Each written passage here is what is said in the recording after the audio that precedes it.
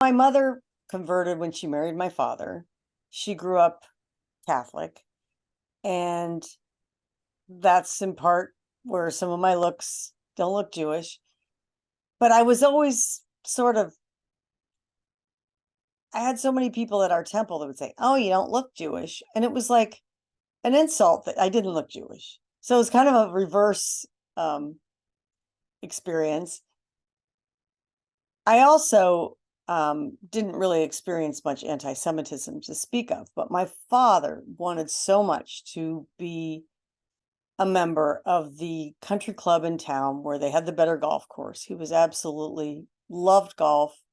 They didn't allow Jews, but when they invited my family to be among the first Jews to join, all of us kids were like, we don't want to go somewhere where we're not wanted.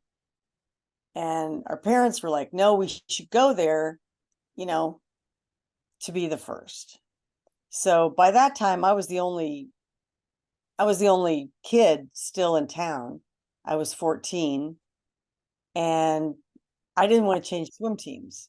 So this is how kids operate, right? I didn't want to go somewhere where they didn't want me, and I didn't want to go to what I thought was a worse swim team that I couldn't ride my bike to the place.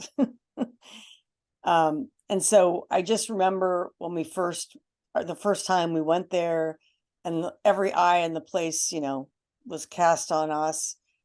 And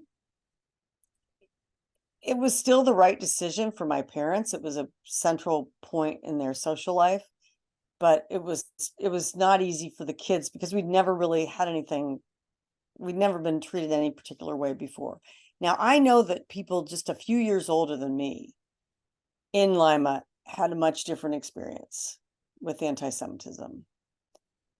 So maybe it was the times, or I don't know. I can't explain it, but I know that I'm fortunate that I didn't have that experience. I was also very involved with everything from cheerleading to swimming to, all these activities. And I wasn't really focused on much that was social.